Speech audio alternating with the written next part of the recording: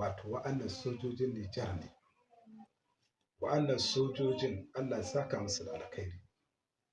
Ko shekaran jiyan nan sai da muka ji an ce wannan bayan Allah sun yi arangama da 'yan ta'adda, yayin da sun kashe 'yan ta'adda ko su 40 ne ko 47 ne. To kaga wa'annan sojojin Allah, alhamdulillah, masha Allah, masha Allah.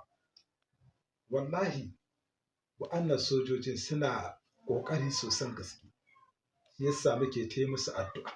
Allah ƙara musu nasara, Allah ƙara musu ɗaukaka, Allah ƙara musu imani a cikin zukatansu su dinga aikata aikin alheri.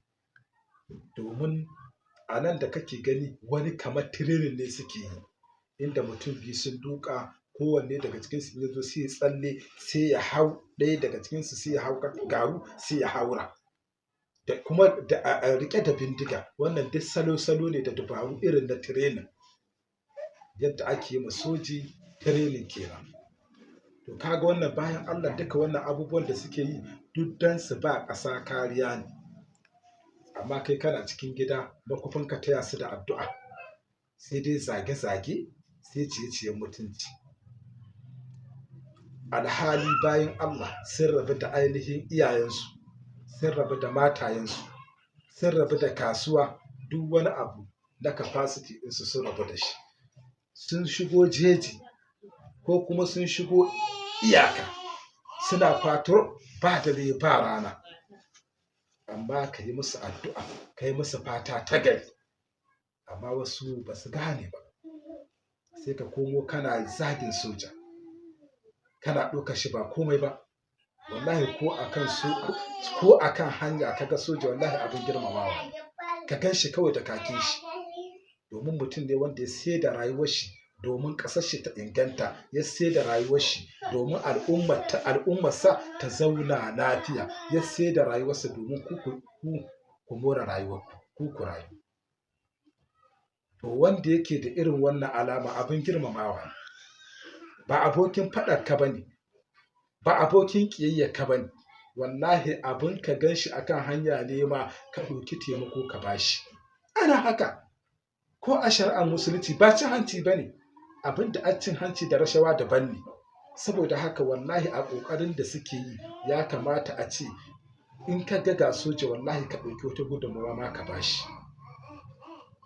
Wannan sojojin abin da ya sa muke yabansu, wallahi aiki suke yi domin Allah.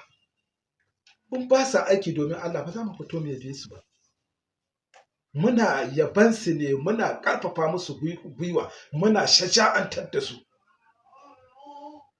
Idan an ka kai soja bakin iyaka, wato suka zanto suna zaman dako, ko da za a samu 'yan ta'adda wanda za su faso gari su zo su kashe al'ummar gari, wallahi zaman dakon nan da kaga suna yi zama ne na fi sabilillahi. Da za a kashe ɗaya daga cikinsu wallahi da ya yi shahada, matuƙan musulmi ne. Suna kare al'umma bisa kan 'yan ta'adda da 'yan fashi na jeji, wanda za su tare ka su je su yi garkuwa da kai, sai an ba da miliyoyin kuɗi sannan a sako mutum. To in wa'annan sojoji suka gan shi, suka ga irin wannan, ba za su bar su ba. Sun sai da rayuwarsu fi sabilillah.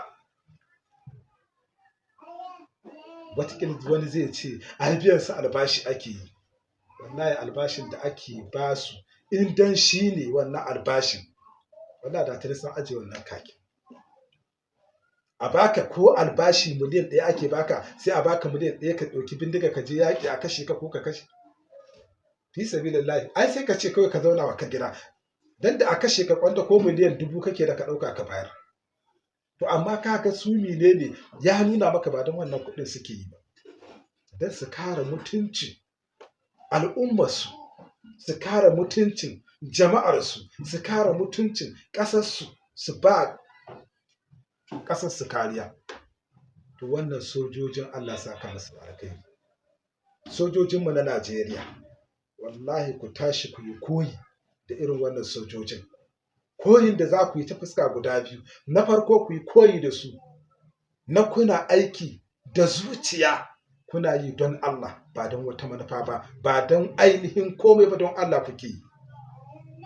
na biyu don ku ba ƙasar ku kariya, na biyu ku ba ƙasar ku kariya, na uku ku ba al'ummar ku tsaro, ku hana a zalunce ta, ku hana 'yan ta'addanci. In kun ga kuma alamun ƙasa ta rikice ta lalace, cin hanci da rashawa ya yi yawa, zalunci ya yi yawa, sace-sace ya yi yawa, 'yan siyasa sun kasa kwantarolin ɗin ƙasa, ku da Allah ya ba ku alhakin kula da ƙasa da kawo tsaro, kuna iya canja gwamnati domin a kawo manufofi na alkhairi a dasa a ƙasa, kamar yadda Nijar suka yi, kamar yadda Burkina Faso suka yi, kamar yadda Mali suka yi, da sauran ma wa'ansu ƙasashe. Ba don komi ba, don kar ku yadda a hallakar da ƙasarku. Ku ba in munan da kuke gani al'umma ta musulmi tsakanin Nijar da Najeriya, in ba don da magabata mafiya yawa sun ka shimfiɗa ƙasashenmu ba, suka ba da rayuwarsu da jininsu, sojojin nan, da wallahi mu yanzu ba za mu ji daɗi ba.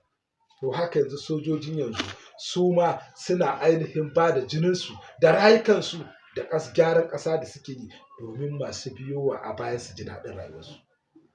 Ai ko tarihin musulunci ka duba, sahabban manzo Allah sallallahu alaihi wasallam da tabi'una da tabi'ut tabi'ina dukkaninsu sun ba da rayuwarsu, sun yi yaƙi, an kashe su, an fitar da su daga cikin gidajensu domin menene? Domin waɗanda za su biyo daga baya su ji daɗi, su sun haƙura da jin daɗin.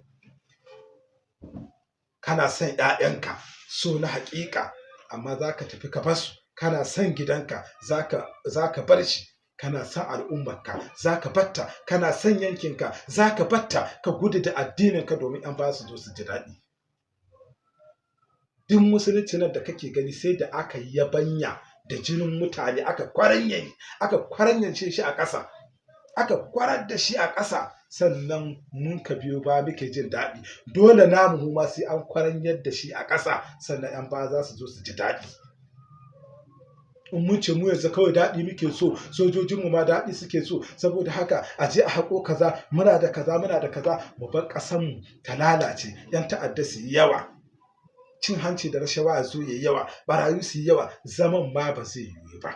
Kuma 'yan baya in sun ka zo sai sun yi kowa lalacewa, shikenan duniya ta lalace, abu ya zanto babu hadafi, babu manufa. Saboda haka sojojin Najeriya ku koyi da sojojin Nijar.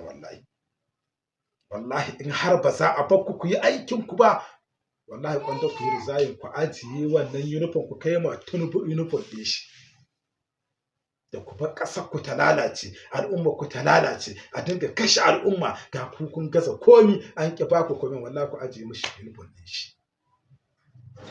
Da sojojin Nijar, Allah saka muku alkhairi, ubangiji Allah ya ƙara ƙarfafa muku zuciya, kyakkyawan niyyar da kuke da a wajen wannan aikin, Allah ya muku albarka, Allah ya albarkanci ƙasarku, Allah ba ku zaman lafiya, Allah ba ku kariya daga sharrin 'yan ta'adda da ainihin 'yan fashi da duk wani mujrimi, Allah ya ɗora ku akan shi. Saboda haka Allah ya zaunar da ƙasarku lafiya, Allah mu ma ka kawo mana tsaro a ƙasar Najeriya, Allah ka zaunar da ƙasar mu lafiya. Shugabannin nan namu dukkansu Allah ka tusa musu imani a cikin zukatansu, su aikata abin arziki, abinda a daidai, wanda mun ka faɗa Allah ka ba mu lada, wanda a kuskure